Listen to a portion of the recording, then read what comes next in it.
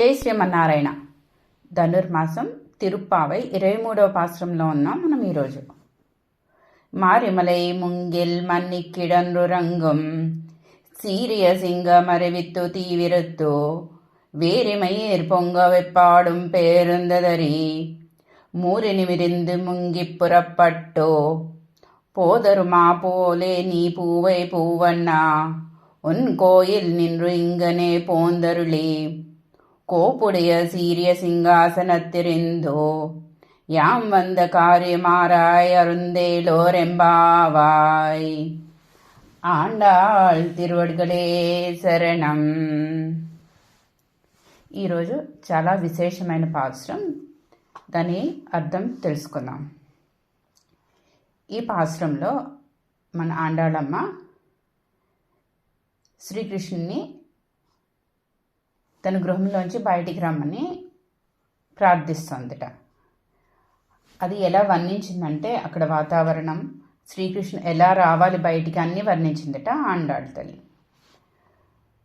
వర్షాకాలంలో పర్వత గుహలో ముడుచుకొని నిశ్చలంగా ప్రశాంతంగా నిద్రిస్తున్న ఒక శౌర్యం గల సింహం మేలుకొని తన తీక్షణమైన చూపులతో నలువైపులా చూస్తూ పరిమళములు కల తన జూలుని ఒక్కసారిగా దులిపి ఇటు అటు దొర్లి లేచి ఒళ్ళు విరుచుకొని మెల్లగా దేహం అంతా సాగదీస్తూ ఒక్కసారి గర్జించి అడుగులు వేయుచూ గుహ నుండి బయలువెడలినట్లే ఓ అతసీ పుష్పమును పోలిన దేహకాంతికల స్వామి,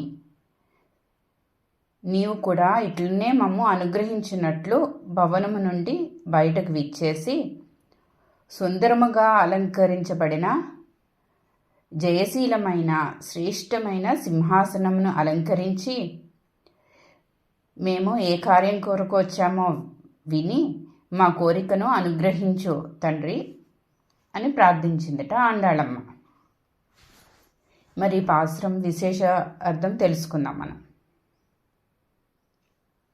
నిన్న పాసురంలో మన ఆండాళమ్మ గోపికలు శ్రీకృష్ణుని శరణు కోరారు కదా. వేరు గతి లేక నీ సన్నిధి చేరి పడి ఉండే వారిలాగా అనన్య గతికులమై మేము వచ్చాం అన్నారట నిన్న. ఇది విన్న స్వామికి, కృష్ణుడికి చాలా బాధ అనిపించిందట. ఎందుకు, నీలాదేవి పక్కనే ఉండగా నా వాళ్ళై ఉండి మీరు గతిలేని వాళ్ళు ఎందుకు అవుతారు?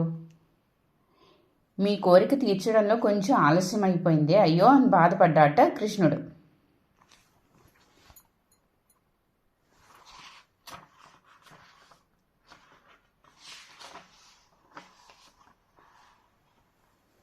ఏమరా చెప్పండి, నా భక్తులు గతి లేని వాళ్ళని ఎందుకు అవుతారు అని అన్నట్ట కృష్ణుడు. ఏమిటి కోరి వచ్చారు? తప్పకుండా తీరుస్తాను, అమ్మ కూడా పక్కనే ఉంది కదా అని అన్నట్ట కృష్ణుడు.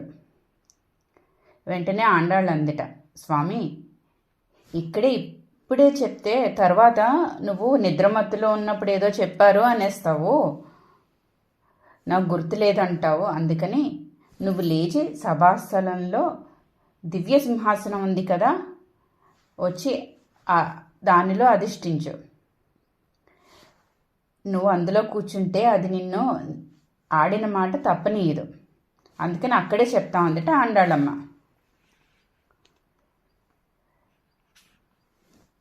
అయితే ఆ భవనంలోంచి బయటికి ఎలా రావాలో కూడా ఆండాళమ్మే చెప్తోందిట, సింహంతో పోల్చి చెప్తోందిట.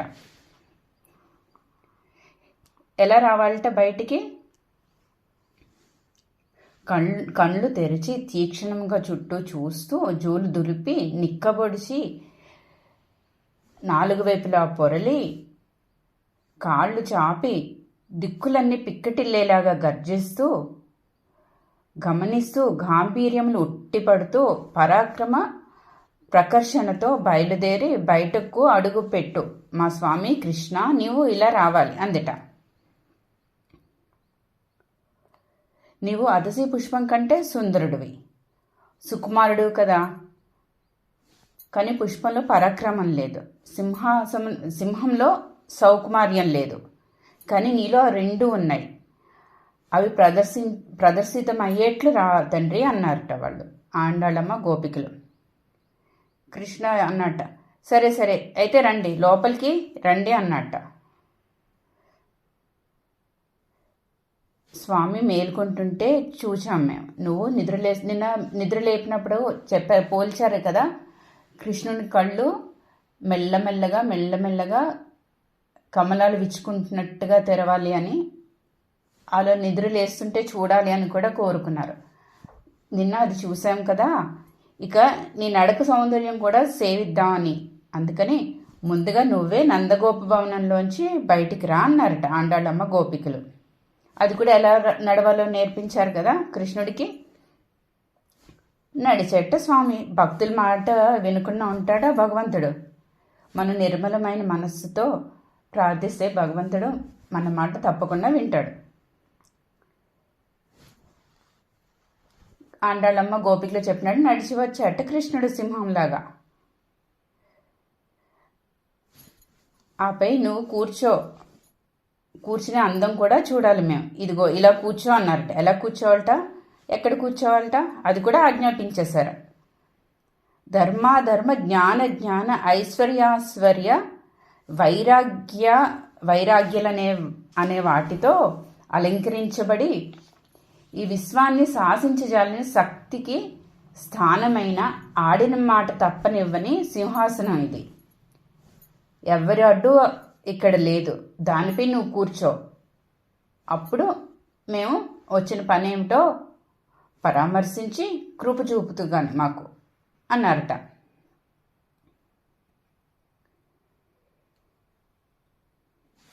ఈ బ్రహ్మాండ అండంని అంతం తయారు చేసిన చతుర్ముఖి బ్రహ్మను కూడా నారాయణుడే సృష్టించాడు కదా. చరచరాత్మక జీవరాశులను ప్రాణాలన్నింటినీ సృజించి తిరిగి వాటి హృదయ దేశంలో ఉంటాడట మన స్వామి.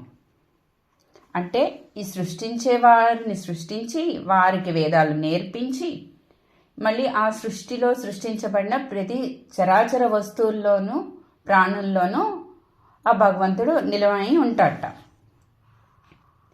ఈ కనపడే చరాచరములన్నీ అందులోంచే నారాయణలోంచే వచ్చినవని మనకు ఉపనిషత్తులు కూడా చెప్తున్నాయట.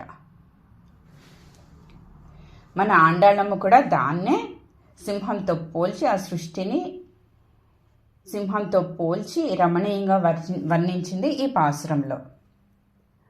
ఆండాళ్ తిరువడిగలే శరణం. జై శ్రీమన్నారాయణ.